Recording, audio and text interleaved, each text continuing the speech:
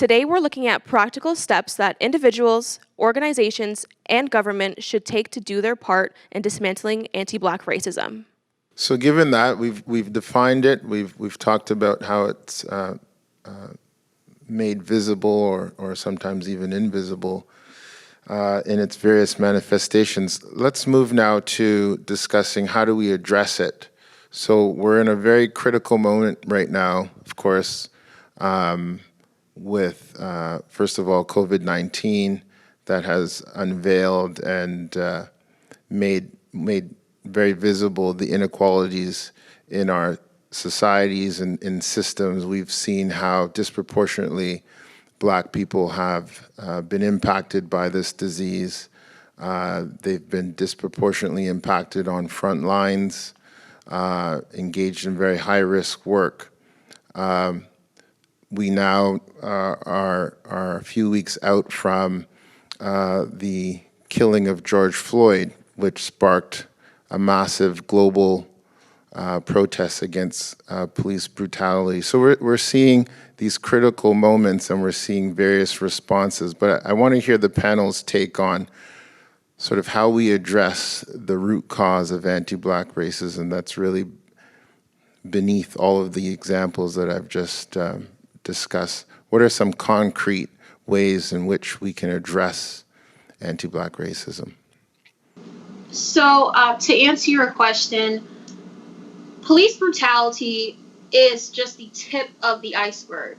But the issues that we are fighting for here in America since the murder of George Floyd is far beyond just that murder of George Floyd, which was absolutely tragic, but it's been Trayvon Martin, Sandra Bland's, Tatiana Jefferson's, Emmett Till's. This is not, the media is framing it as if we're just angry over George Floyd, but it's far beyond that.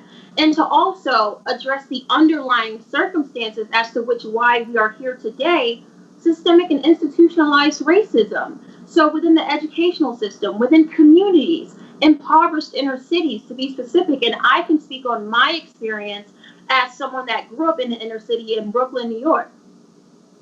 Our schools are underfunded. Our neighborhoods are overly policed. Right there. When you go inside inner city school systems in New York City, there's police officers there, but there's no resources. School to prison pipeline. So systematically, Black people in this country are already set up to fail. And when you are in an impoverished inner city, which people love to demonize the citizens of those communities, you can walk in and see it. And oftentimes, poor Black people in this country are told to pick themselves up by the bootstraps and work hard. How can you do that when you don't even have the foundation for boots? When you don't even have the necessary and most basic human resources to thrive in your communities? People love to reference Black on Black crime whenever we talk about the Black Lives Matter movement. And I will argue that Black on Black crime does not exist. Now, intra-racial violence exists, but to say that Black on Black crime exists insinuates that crime is only exclusive to Black people. And we all know that is not true, because when white folks go and shoot up these churches, these public facilities, different places across this country, we never hear white on white crime. There's always an excuse made for that white person that goes and commits that act of terror. So if we're going to have these type of conversations, we really have to be honest. And that's why I'm glad that you asked that question. So I can speak from America's perspective, because I'm an American. America has a long history of portraying itself as this post-racial utopia to the rest of the world. And it never really addressed what racism is and the repercussions of it.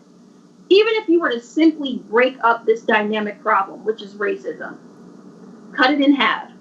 Everyone knows what race means, and the suffix ism means system.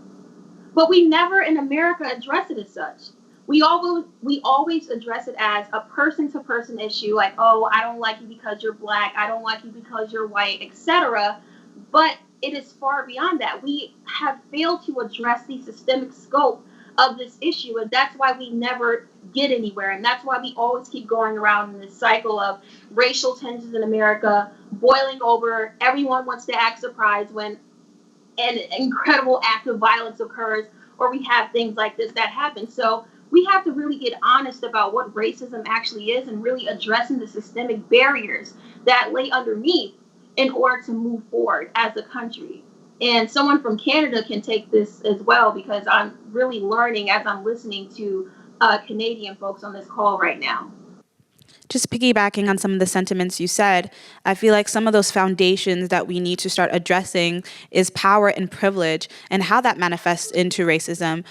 We can't just understand racism without understanding power and privilege and the people that have it and the people that, take up space and use their power and privilege for unjust things. And a concept that I'm trying to teach, even my own peers and the people in my communities is this concept of intersectionality, and how intersectionality can create either disadvantages or advantages for different diverse people. And it's one thing to be a Black person, but then it's another thing to be Black and a woman, and then it's another thing to be Black, woman, and queer. These intersections matter. These intersections allow that person to experience a lack of privilege and more barriers than someone who might be white, or be white and a man, or be white, man, and straight. Those are differences, and until we pack those intersections of identities, we'll never understand how they manifest into racism, implicit bias, prejudice, discrimination. It's because of our privilege or lack of privilege is why implicit bias exists in the first place. It's because we are so different, and those intersections take power or give power. And when you take power from someone, you make them the minority. And when you give power, it ostracizes those communities who don't have that power. And that's where implicit bias comes from. That's how racism starts to form. What do you say to a young Black child who's growing up now and is of the age where they can begin to understand a little bit about what's happening in our world and what it means to be Black in our world? I want to focus for a minute on the educative piece with youth. Just curious to know, what do you say to a young person who's at a very impressionable age? Imagine a 10, 11, 12-year-old Black child who's beginning to understand what's happening, may have known about the George Floyd murder. What kinds of conversations should we be having with youth and children? I think some of the conversations we really need to start having with Black youth and children is reclaiming their narrative. A lot of Black youth growing up with, again, microaggressions, stereotypes, and labels centering what Blackness looked like. Specifically me, I grew up thinking, Blackness looked a certain way, and if I didn't fit that mold, I wasn't Black enough. And I think that is what's harmful to children and to kids, and why that sometimes creates more harm than good, is that people think Blackness is a monolith and looks this one way. And then teens often perpetuate that stereotype and perpetuate that label because they think that's all that they are. And it's important for us to take control of that narrative and tell Black youth that they can be anything that they want to be. Not in this cliche way of like, you could be this, you could be that, but more so like they have the autonomy to reclaim their narrative and what Blackness looks like for them. Blackness could be a teacher. Blackness could be a leader or could not be a leader. Blackness can go to school. Blackness can choose not to go to school.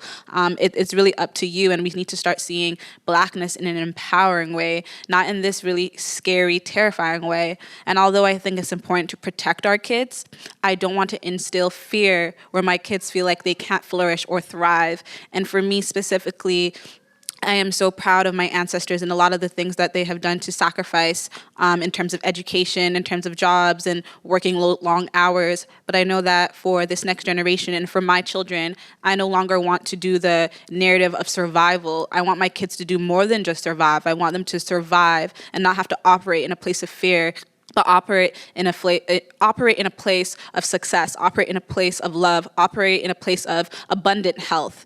No more that survival. I appreciate my ancestors and everything that they've done, including my own mother, but I don't believe that we deserve to operate in survival anymore. We deserve to reclaim our narrative and thrive.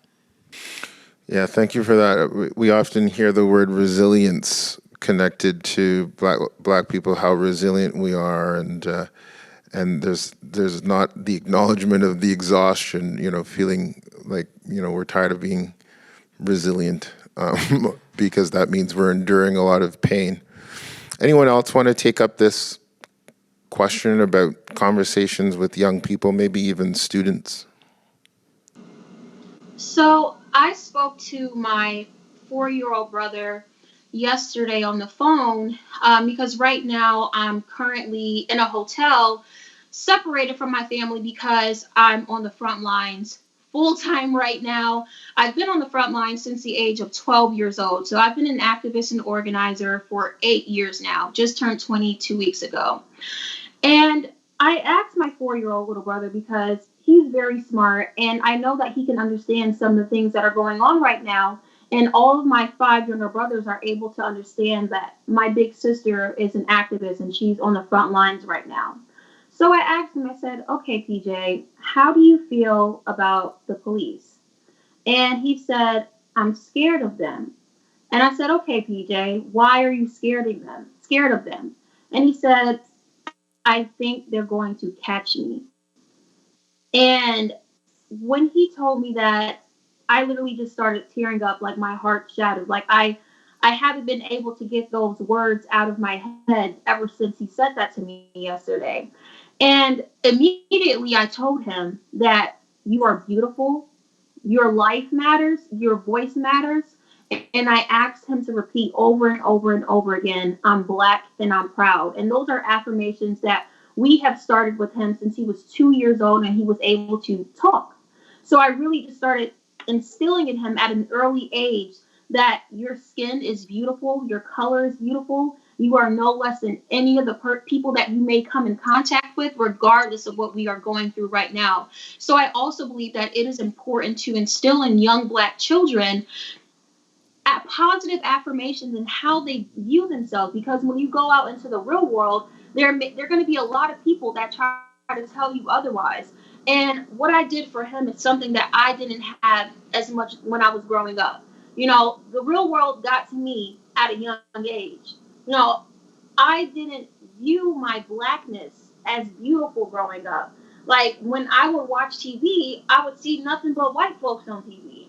And then when I would see that tokenized Black person thrown in an episode, I feel like something is wrong. Like, why is that person there? Like, I felt like something was off because I was never used to seeing someone that looked like me on TV. But if every time I did see them, they will always be portrayed as a criminal, a thug, etc. So I never really saw a positive light of myself on TV. So I believe that it is imperative to instill high values, morals, and self-esteem into your young Black children and not be dismissive of what they may or may not know, because kids are really smart. Like my 4-year-old brother can understand a little bit of what's going on right now because he's afraid of the police. So obviously he knows something that's going on right now. So give kids more credit and young people more credit than adults normally do, because we know what's going on right now. We are fully capable of articulating our feelings and our experience.